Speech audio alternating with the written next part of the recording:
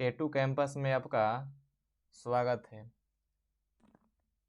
आज हम लोग पढ़ेंगे हमारी अर्थव्यवस्था। इसमें से जो सभी महत्वपूर्ण प्रश्न हैं जो बोर्ड में पूछा गया है या पूछे जाने की संभावना है, उन्हीं सब प्रश्नों को देखेंगे। इसमें पहला प्रश्न है कि इनमें किसको प्राथमिक क्षेत्र भी कहा जाता है। ऑप्शन नंबर ए है सेवा क्षेत्र, ऑप्शन नंबर बी है कृषि क्षेत्र, ऑप्शन नंबर सी है औद्योगिक क्षेत्र और ऑप्शन नंबर डी है कोई नहीं। तो इनमें से प्राथमिक क्षेत्र कृषि क्षेत्र को कहा जाता है। यदि आप मुर्गी पालन, भैंस पालन आदि करते हैं तो वह कृषि पालन के अंतर्गत, कृषि क्षेत्र के अंतर्गत आएगा। कृषि क्षेत्र को ही प्राथमिक क्षेत्र कहा जाता है। औद्योगिक क्षेत्र यह द्वितीय क्षेत्र में आता है और जो सेवा क्षेत्र होता है यह तृतीय क्षेत्र में आता है। यह प्रश्न पूछता है कि किसको हम लोग तृतीय क्षेत्र कहते हैं, तो बोलेंगे सेवा क्षेत्र को हम लोग तृतीय क्षेत्र कहते हैं। सेवा क्षेत्र वो क्षेत्र होता है जिसमें व्यक्ति अपना सेवा दूसरों को देता है, जिसे मनोरंजन हो गया, संगीत आदि सेवा क्षेत्र के अंतर्गत आता है। इसमें दूसरा प्रश्न है कि इनमें कौन से देश में मिश्रित अर्थव्यवस्था है। ऑप्शन नंबर ए है अमेरिका, ऑप्शन नंबर बी है रूस, ऑप्शन नंबर सी है भारत और ऑप्शन नंबर डी है कोई नहीं। तो अमेरिका में होता है निजी, वहाँ पर जो इसमें निजी संपत्ति पर अधिकार होता है वह अमेरिका में स्थित है। रूस का भी वैसा ही है, लेकिन जो भारत है यहाँ पर निजी क्षेत्र और राज्य से जो संबंधित जो क्षेत्र हैं यह दोनों मिश्रित हैं, इसलिए भारत में अर्थव्यवस्था मिश्रित कहा जाता है। अब क्वेश्चन नंबर 3 है कि भारत में योजना आयोग का गठन कब किया गया था। ऑप्शन नंबर ए है 15 मार्च 1950, ऑप्शन नंबर बी है 15 सितंबर 1950 और ऑप्शन नंबर सी है 15 अक्टूबर 1951 और ऑप्शन नंबर डी है इनमें से कोई नहीं। तो योजना आयोग का गठन हुआ था 15 मार्च 1950 को। वर्तमान में इसका नाम बदलकर नीति आयोग रखा गया है और ये नीति आयोग के जो पदेन अध्यक्ष होते हैं वह होते हैं आपके प्रधानमंत्री। इन वर्तमान में नरेंद्र मोदी नीति आयोग के अध्यक्ष हैं। नीति आयोग बना था 2015 ईस्वी में, इसका नाम चेंज कर दिया गया था योजना आयोग का। देखते हैं क्वेश्चन नंबर 4 कि इनमें से किसे पिछड़े राज्य कहा जाता है। ऑप्शन नंबर ए है पंजाब, ऑप्शन नंबर बी है बिहार, ऑप्शन नंबर सी है दिल्ली और ऑप्शन नंबर डी है केरल। शायद इसमें मुझे बताना ना पड़े। पंजाब धनी है, यहाँ पर खेती बहुत होती है। यहाँ पर यदि देखा जाए तो गेहूं जो होता है वह क्षेत्रफल के हिसाब से बहुत ज़्यादा होता है पंजाब में। यदि पूछेगा कि सघन कहाँ होता है, वह होता है आपके उत्तर प्रदेश में। दिल्ली हमारे देश का ही राजधानी है, स्वभावतः यह अच्छा होगा। पंजाब भी अच्छा है। केरल सबसे धनी है। राज्य में पूछेगा कि सबसे धनी कौन है, वह है केरल। और सबसे राज्यों में गरीब कौन है, वह है बिहार। तो इसका राइट आंसर है पिछड़ा राज्य कौन है, तो यह बिहार पिछड़ा राज्य, इसलिए बिहार को बीमारू राज्य के अंतर्गत रखा गया है। अब क्वेश्चन नंबर 5 देखते हैं। वो कह रहा है कि भारत में वित्तीय वर्ष कब कहा जाता है। ऑप्शन नंबर ए है 1 जनवरी से 31 दिसंबर तक, ऑप्शन नंबर बी है 1 जुलाई से 30 जून तक और ऑप्शन नंबर सी है 1 अप्रैल से 31 मार्च तक और ऑप्शन नंबर डी है 1 सितंबर से 31 अगस्त तक। तो यह नहीं होगा, ऑप्शन नंबर बी भी नहीं होगा और ऑप्शन नंबर ए भी नहीं होगा। इसका राइट आंसर होगा ऑप्शन नंबर सी, 1 अप्रैल से 31 मार्च तक वित्तीय वर्ष कहा जाता है। क्वेश्चन नंबर 6 देखिए कि बिहार के किस जिले का प्रति व्यक्ति आय सर्वाधिक है। ऑप्शन नंबर ए है पटना, ऑप्शन नंबर बी है गया, ऑप्शन नंबर सी है शिवहर, ऑप्शन नंबर डी है नालंदा।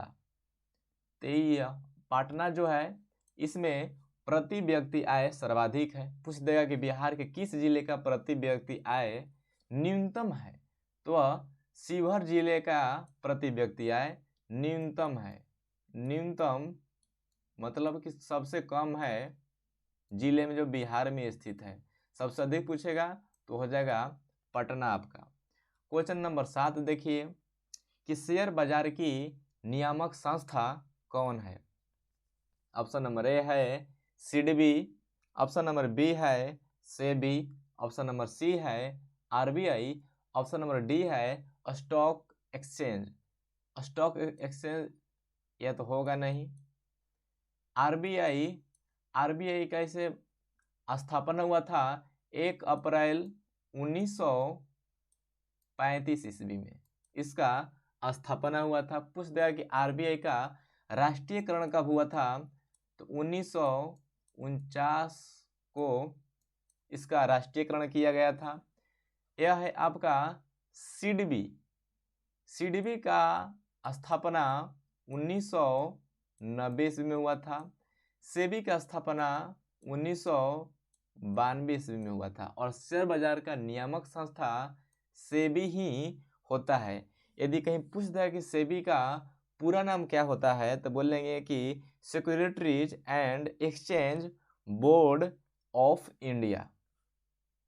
तो इसका राइट आंसर हो जाएगा सेबी। क्वेश्चन नंबर 8 देखिए कि वैश्वीकरण के मुख्य अंग कितने होते हैं। ऑप्शन नंबर ए है 1, ऑप्शन नंबर बी है 2, ऑप्शन नंबर सी है 3 और ऑप्शन नंबर डी है 4। तो इसका राइट आंसर हो जाएगा कि वैश्वीकरण के मुख्य अंग 4 होते हैं। क्वेश्चन नंबर 9 देखिए कि भारत उपभोक्ता संरक्षण एक्ट की घोषणा कब हुआ। ऑप्शन नंबर ए है 1986, ऑप्शन नंबर बी है 1980, ऑप्शन नंबर सी है 1987 और ऑप्शन नंबर डी है 1988। तो इसका राइट आंसर हो जाएगा 1986। 1986 में भारत उपभोक्ता संरक्षण एक्ट आया था। इसके बाद आगे देखेंगे क्वेश्चन नंबर 10 कह रहा है उपभोक्ता अधिकार दिवस कब मनाया जाता है। ऑप्शन नंबर ए में है 8 मार्च, ऑप्शन नंबर बी है 15 मार्च, ऑप्शन नंबर सी है 22 मार्च और ऑप्शन नंबर डी है 22 अप्रैल। जो 8 मार्च है यह अंतर्राष्ट्रीय महिला दिवस मनाते हैं 8 मार्च को। 15 मार्च इसका राइट आंसर होगा। उपभोक्ता अधिकार दिवस 15 मार्च को मनाते हैं। 22 मार्च को एक तो जल दिवस मनाते हैं, एक जल दिवस मनाते हैं और एक आपको बिहार दिवस मनाते हैं। बिहार दिवस 22 मार्च को ही मनाते हैं। और 22 अप्रैल को विश्व पृथ्वी दिवस, विश्व पृथ्वी इंटरनेशनल अर्थ डे 22 अप्रैल को मनाया जाता है। इसका राइट आंसर है 15 मार्च। उपभोक्ता अधिकार दिवस 15 मार्च को मनाया जाता है। क्वेश्चन नंबर 11 देखिए कि इनमें से कौन सी बहुराष्ट्रीय कंपनी है। ऑप्शन नंबर ए है Ford Motors, option number B है सैमसंग, ऑप्शन नंबर सी है कोका कोला और ऑप्शन नंबर डी है सभी। फोर्ड मोटर्स एक बहुत महंगी कार होती है। सैमसंग आप लोग चलाते ही, आप लोग समझ रहे हैं सैमसंग क्या होता है। इसका मतलब कि जो सैमसंग जहाँ बनता है वो बनता है दक्षिण कोरिया में सैमसंग। कोका कोला बहुत फेमस है। इसका राइट आंसर हो जाएगा ऑप्शन नंबर डी, सभी बहुराष्ट्रीय कंपनी हैं जो सभी देशों में मिलते हैं, बहुराष्ट्रीय हैं। क्वेश्चन नंबर 12 कह रहा है कि भारतीय रिजर्व बैंक की स्थापना कब हुआ था। हम आपको बताए हैं कि 1935 ईस्वी में हुआ था। राष्ट्रीयकरण हुआ था 1949 में, 1949 में। 1955 में राष्ट्रीयकरण हुआ था एसबीआई का, एसबीआई का। एसबीआई का पहले नाम था इंपीरियल बैंक। एसबीआई का पहले नाम था इंपीरियल बैंक और वह था 1921 में आया था, 1921 में आया था। 1949 में इसका राष्ट्रीयकरण हुआ था आरबीआई का। 1982 में एक आया बैंक नाबार्ड, नाबार्ड 1982 में आया था।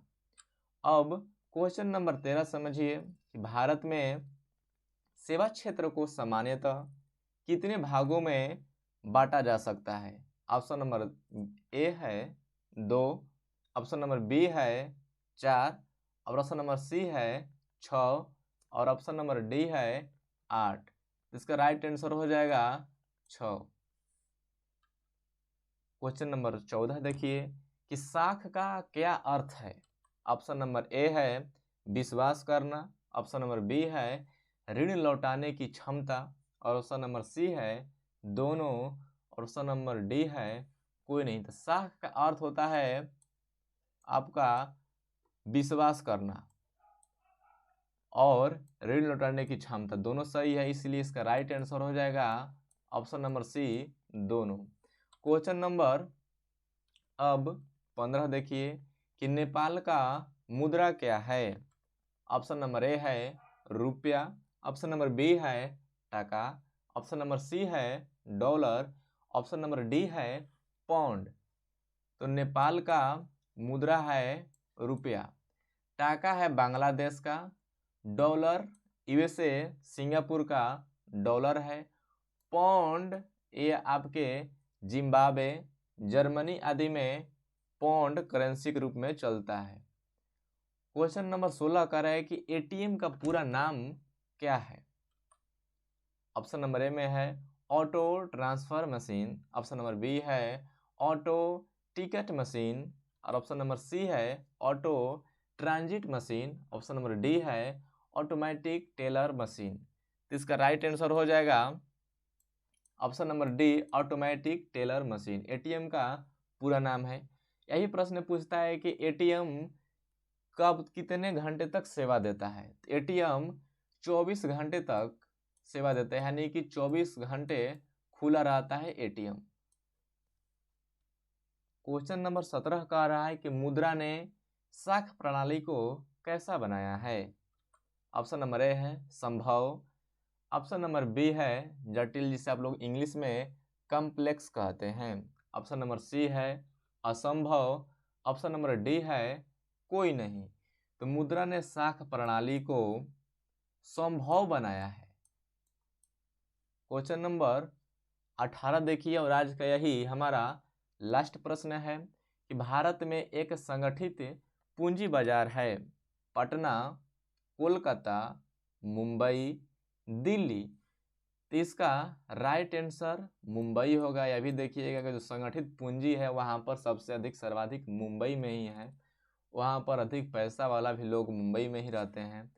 पटना तो बताएं ही आप लोग कि जो बिहार है उसमें सर्वाधिक पूछेगा किस जिले का प्रति व्यक्ति आय है तो उसमें पटना होगा। पूछ देगा कि बिहार में सर्वाधिक कम किस जिले का प्रति व्यक्ति आय है तो बोलेंगे कि वह शिवहर का है। कोलकाता नहीं होगा, दिल्ली भी नहीं होगा। Please like share and subscribe कीजिए।